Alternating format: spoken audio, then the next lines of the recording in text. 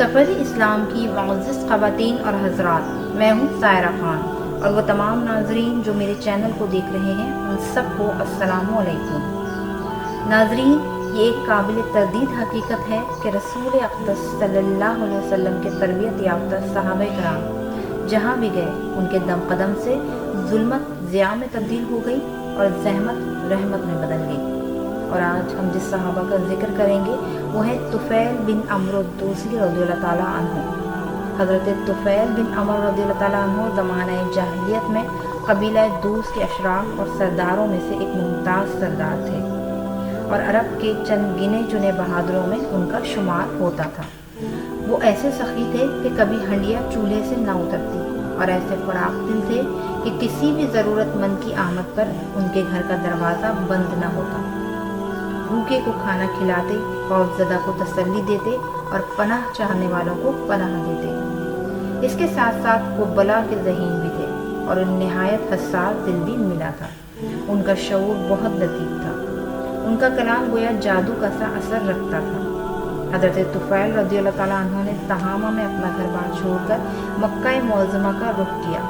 یہ وہ وقت تھا جب رسول اکرم صلی اللہ علیہ وسلم اور کفار قریش میں کفر و ایمان کی معرکہ آرائیاں ہو رہی تھیں۔ ہر فریق کی خواہش تھی کہ وہ اپنے گرد زیادہ سے زیادہ ہمنوا جمع کر لے اور لڑائی جیتنے کے لیے زیادہ سے زیادہ اپنے مددگار اور معاون پیدا کر لے۔ رسول اللہ صلی اللہ علیہ وسلم لوگوں کو اپنے رب کی طرف بلاتے تھے اور آپ کا اصل ہتھیار ایمان کی پختگی اور حق پر یقین تھا۔ اس کے برعکس کفار کوشاں تھے کہ آپ کی دعوت کو رد کر دیں اور لوگوں کو آپ کے پاس آنے سے روکیں۔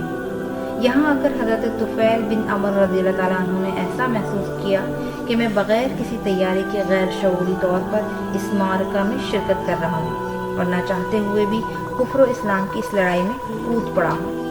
وہ مکہ معظمہ اس غرض سے نہیں آئے تھے اور نہ حضرت محمد صلی اللہ علیہ وسلم اور قریش کی اس معرکہ آرائی کا خیال ان کے دل میں کبھی آیا تھا، اور اسی وجہ سے حضرت طفیل بن عمرو رضی اللہ تعالیٰ عنہ کی ایک ناقابل فراموش داستان ابھر کے سامنے آتی ہے۔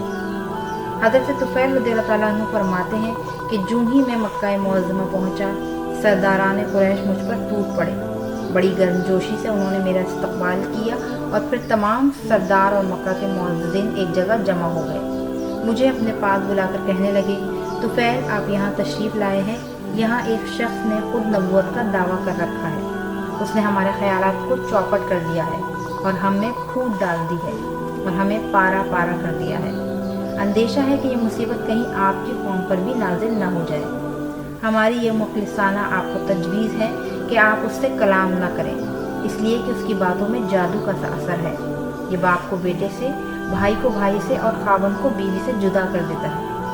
حضرت طفیل رضی اللہ تعالیٰ عنہ فرماتے ہیں، بخدا وہ مسلسل مجھے حضرت محمد صلی اللہ علیہ وسلم کی طرف منسوب عجیب و غریب داستانیں سناتے رہتے اور مجھے ڈراتے رہتے، یہاں تک کہ میں نے دل میں ٹھان لی کہ میں آپ کے قریب تک نہیں پھٹکوں گا اور نہ آپ سے بات کروں گا اور نہ آپ کی بات سنوں گا۔ صبح کے وقت جب وہ طواف کعبہ اور بیت اللہ میں رکھے گئے بتوں سے برکت حاصل کرنے کے لیے گھر سے نکلے، جن کی وہ بہت تعظیم کیا کرتے تھے، تو انہوں نے اپنے کانوں میں روئی ٹھونس لی کہ مبادا کہیں ان کے کانوں میں کوئی بات نہ پڑ جائے۔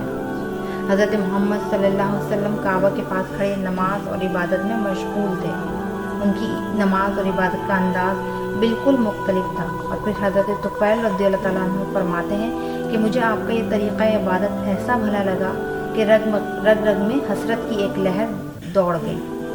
دل ہی دل میں محسوس کیا کہ غیر ارادی طور پر آہستہ آہستہ آپ کے قریب ہوتا جا رہا ہوں، یہاں تک کہ بالآخر میں سچ مچ آپ کے قریب ہو گیا، اور اللہ تعالیٰ کو بھی شاید یہی منظور تھا کہ میں آپ کی چند باتیں سن ہی لوں۔ چنانچہ میں نے رسول اللہ صلی اللہ علیہ وسلم سے عمدہ اور اچھی باتیں سنی۔ حضرت طفیل رضی اللہ تعالیٰ عنہ فرماتے ہیں کہ میں وہاں ہی ٹھہرا رہا یہاں تک کہ رسول اقدس صلی اللہ علیہ وسلم عبادت سے فارغ ہو کر اپنے گھر کو چل دیے۔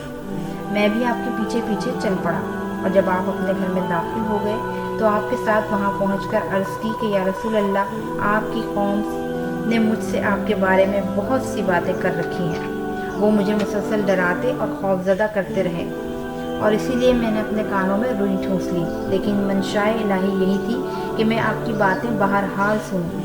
वल्लाह मैंने ना सिर्फ आपकी बातें सुनी बल्कि आपकी हर बात मुझे अच्छी लगी। रसूल अकरम सल्लल्लाहु अलैहि वसल्लम ने अपनी दावत पेश करते हुए सूरह इखलास और सूरह फलक की तिलावत फरमाई। इस मौके पर आपने बैत की गर्ज से रसूल अकरम सल्लल्लाहु अलैहि वसल्लम के आगे हाथ फैला दिए और कलमा तैयबा पढ़ कर इस बात की शहादत दी कि अल्लाह ताला के सिवा कोई इबादत के लायक नहीं और ये कि आप मोहम्मद सल्लल्लाहु अलैहि वसल्लम अल्लाह के रसूल हैं, और इस इकरार के साथ में दायरा इस्लाम में दाखिल हो गया। और फिर हज़रत तुफ़ैल रज़ियल्लाहु ताला अन्हु कुछ अरसे मक्का मुअज़्ज़मा में क़याम पज़ीर रहे और अहकाम इस्लाम की तालीम हासिल करते रहे, और फिर उन्होंने अपने वतन अपने कौम की तरफ लौटने का अज़्म किया और आप सल्लल्लाहु अलैहि वसल्लम से दुआ करने की पेशकश की और कहा कि या रसूल अल्लाह, मैं एक ऐसा शख्स हूँ कि मेरा कबीला मेरी बात मानता है। और आप सल्लल्लाहु अलैहि वसल्लम ने उनके लिए दुआ फरमाई कि इलाही, इसको इस तरह की एक निशानी अता कर दे जो हर उस वक्त में उसके काम आए कि जब भी ये खैर खूबी का कसद करे। और फिर हज़रत तुफ़ैल रज़ियल्लाहु ताला अन्हु फरमाते हैं कि मैं मुसलसल सरज़मीन दोस्त में लोगों को इस्लाम की दावत देता रहा, यहाँ तक कि रसूलुल्लाह हिजरत करके मदीना मुनव्वरा तशरीफ़ ले गए। यहाँ पहुँचकर बदर, उहद और खंदक ऐसी हौलनाक जंगों का आपको सामना करना पड़ा। उसके बाद मदीना मुनव्वरा में आप सल्लल्लाहु अलैहि वसल्लम की खिदमत में हाज़िरी दी और इस दफ़ा मेरे हमरा कबीला दोस्त के तकरीबन 80 घराने थे जो दीन इस्लाम कबूल कर चुके थे। रसूलुल्लाह सल्लल्लाहु अलैहि वसल्लम हमें देखकर ना सिर्फ खुश हुए बल्कि दूसरे मुसलमानों के साथ खैबर के माल गनीमत से हमें भी मुकर्रर हिस्सा दिया, और उसके बाद रसूल अकरम सल्लल्लाहु अलैहि वसल्लम की सोहबत में रहे, यहाँ तक कि अल्लाह ताला के फजल करम से फ़तह मक्का हो गया। मौरका यमामा में भी हज़रत तुफ़ैल बिन अमर रज़ियल्लाहु ताला अन्हु को बड़ी कड़ी आजमाइशों से दोचार होना पड़ा और उनके बेटे अमर को भी, यहाँ तक कि ज़ख्मों ने उन्हें चूर चूर कर दिया। और इस तरह अर्ज़ यमामा में वो अपने वालिद और अपने कटे हुए हाथ को छोड़कर मदीना वापस लौट आए।